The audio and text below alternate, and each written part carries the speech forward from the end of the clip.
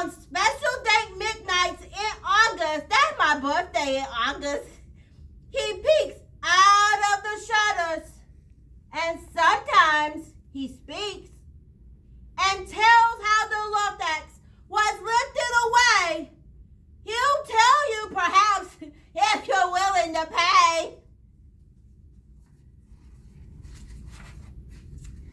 On the end of a rope, he lets down a tin pail, and you have to toss in 15 cents and a nail and the shell of a great-great-great-grandfather snail. You see, that's the pail right there.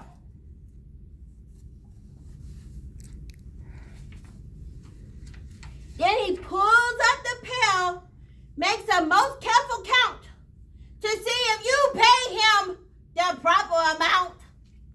Then he hides what you pay him away in his snoof, his secret strange hole in his grivelous glove.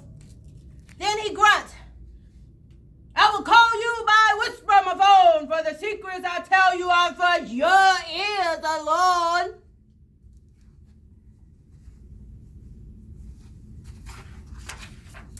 So, down sucks the whisper-my-phone to your ear. And the old whistle whispers are not very clear, since they have to come down the scurrilous hole. And he sounds as if he had smallish beads up his nose. Now I tell you, he says, with his teeth sounding gray, how the Lorax got lifted and taken away. It all started way back, such a long, long time ago. Way back in the days when the grass was still green and the pond was still wet and the clouds were still clean and the song of those swummy swans rang out in space. One morning, I came to this glorious place and I first saw the trees, the truffula trees, the bright, colorful troughs of the truffula trees, mile after mile in the fresh morning breeze. That's what the truffula trees look like. You see them? And there's the pond, and look at the pretty sky.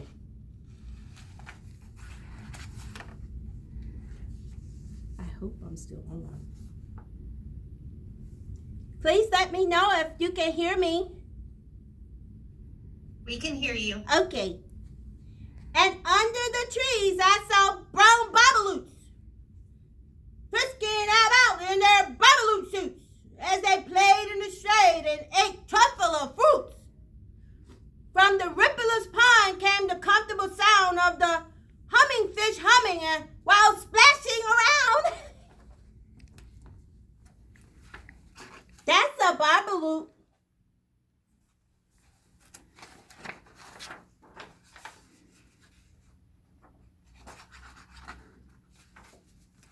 But those trees, those truffula trees. All my life, I've been searching for these trees. The touch of their troughs was much softer than silk, and they smelled of fresh butterfly milk. I felt a great leap of joy in my heart. I just knew what I'd do. I unloaded my cart. And no time at all, I had built a small shop. Then I tracked down a truffula tree with just one chop. And with great skillful skill and with great speed, I took off the soft tuft and I knitted it to need. That's what you need.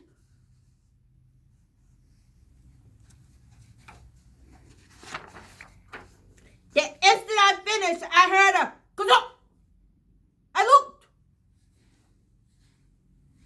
I saw something pop out of the stump of the tree I chopped down, and it was son of a man. Describe him. That's hard.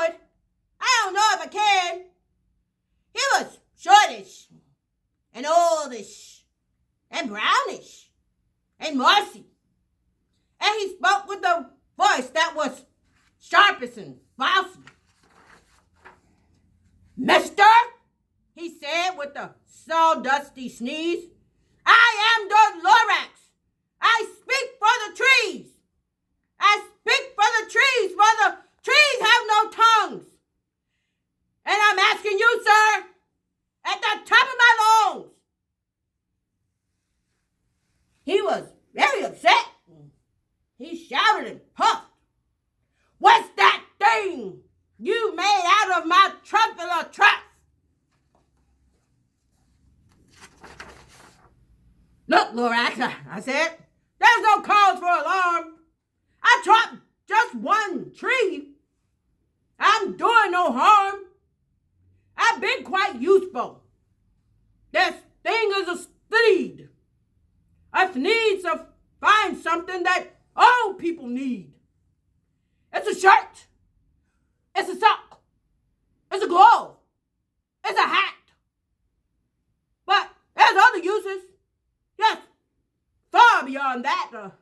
You can use it for carpets, for pillows, for sheets, or curtains, or covers for bicycle seats.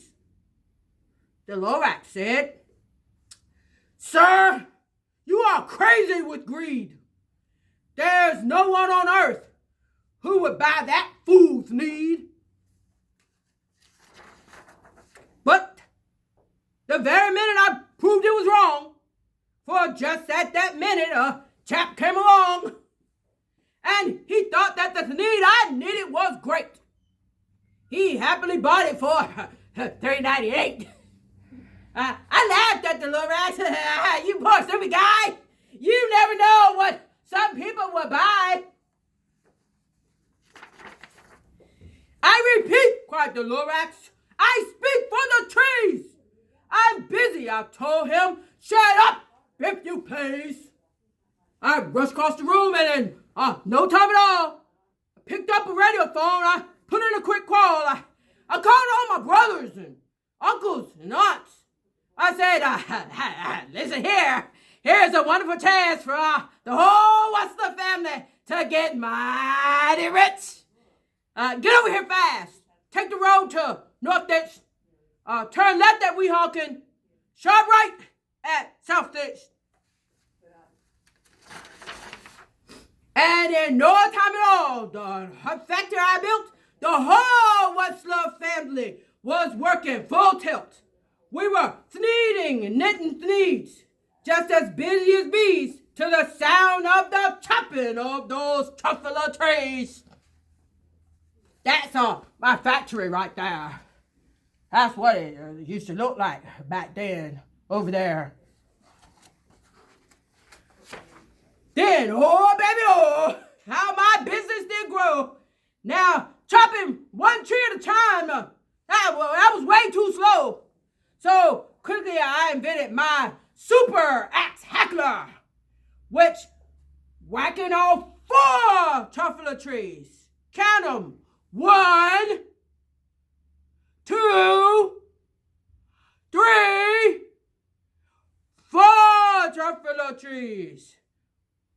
And 1 big smacker.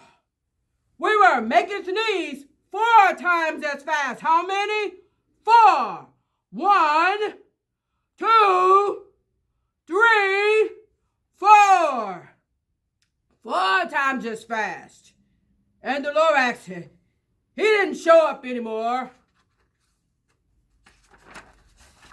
But the next week, he knocked on my new office door.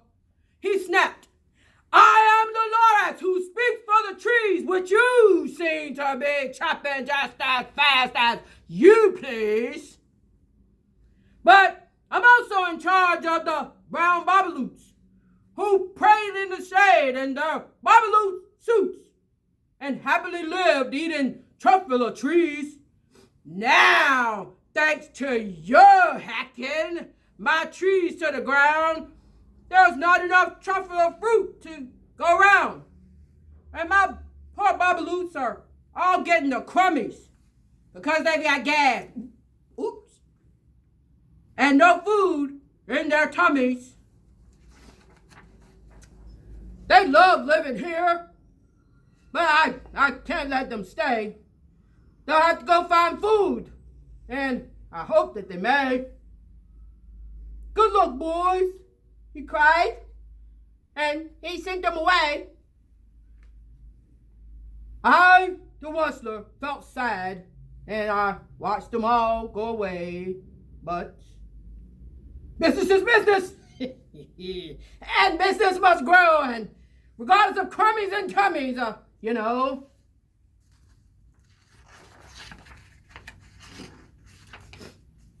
I meant no harm. I most truly did not. But I had to go bigger. So, bigger I got. I bigger my factory. I bigger my roads. I bigger my wagons. And I bigger the loads. Of the things I shipped out, I was snipping them forth to the south, to the east, to the west, to the north. I went right on biggering, selling more things, and I bigger my money, which everyone needs. Then again he came back. I was fixing my pipes when the old nuisance Lorax came back with more gripes. I'm the Lorax, he coughed and whiffed. He sneezed. Chee, chee. He snuffled. He snarled. He sniffed. What slur, he cried. With a querulous croak. Whistler, you're making much smuggler smoke. My poor swummy swans, why, they can't sing a note. No one can sing who has smog in its throat.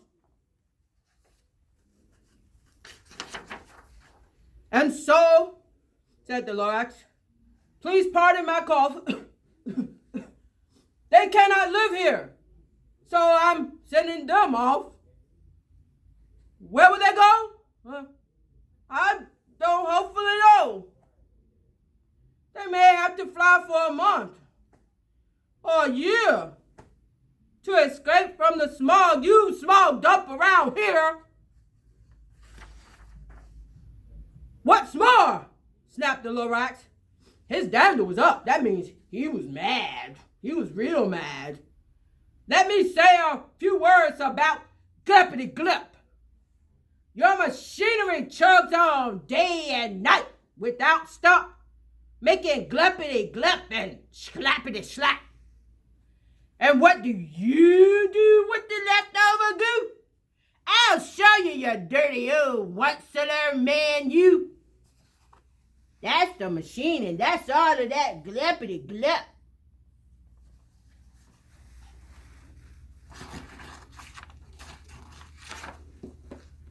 You're glupping the pond where the humming fish hummed.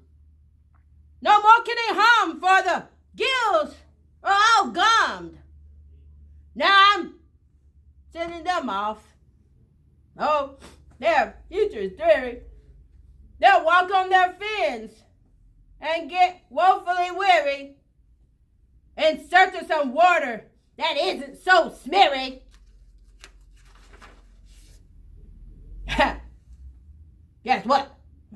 Then I got mad. I got terribly mad. I yelled at the whistler, now listen here, Dad. All you do is yap, yap, and say bad, bad, bad, bad. Well, I have my right, sir. And I'm telling you, I intend to go on doing just what I do. And for your information, you Lorax, I'm figuring on biggering, and biggering, and biggering, and biggering, turning more truffler trees into knees, which everyone needs. At that very moment, we heard a loud whack. From outside in the fields,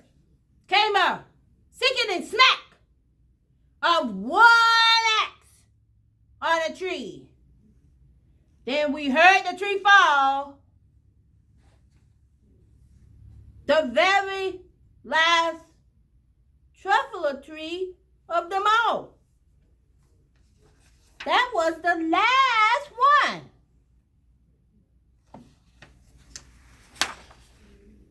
No more trees, no more thieves, no more work to be done. So in no time, my uncles and aunts, everyone, all waved me goodbye. They jumped into my cars and drove away on the smokered stars. No, that was near the bad-smelling sky was my big empty factory, the Lorax, and I. That's them driving away in his cars. Good for him. They took him. The Lorax said nothing. Just gave me a glance. Gave me a very sad backwards glance. As he lifted himself up by the seat of his pants. Oh, I'll never forget the grim look on his face when he hoisted himself and took leave of this place through a hole in the smog without leaving a trace. He left. And all that the Lorax left here in this mess was a small pile of rocks with the one word, unless, whatever that meant.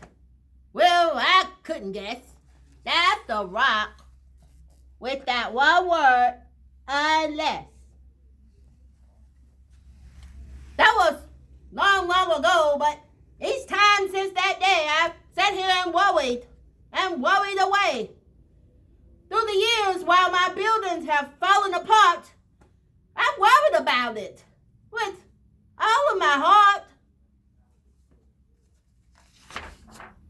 But now, says the Whistler, now that you're here, the word the Lorax sees perfectly clear, unless someone like you cares a whole awfully lot, nothing is going to get better. It's not. So, hold out your hands, boys and girls. Hold out your hand. Catch. Woo. Did you catch it? He let something fall. It's a truffle of sneed. It's the last one of all. You're in charge of the last of the truffle seeds. And truffle cheese are what everyone needs. Plant a new truffle. Treat it with care. Give it clean water. And feed it fresh air. Grow a forest. Protect it from axes that hack. Then the Lorax and all his friends may come back. The end. Yay! Can you guys say thank you? You are very welcome. Thank you. Just remember, feed it with water, clean water, and fresh air. And then the truffle cheese and the Lorax can come back. Bye. Thank you. You're welcome. Thank you. Bye.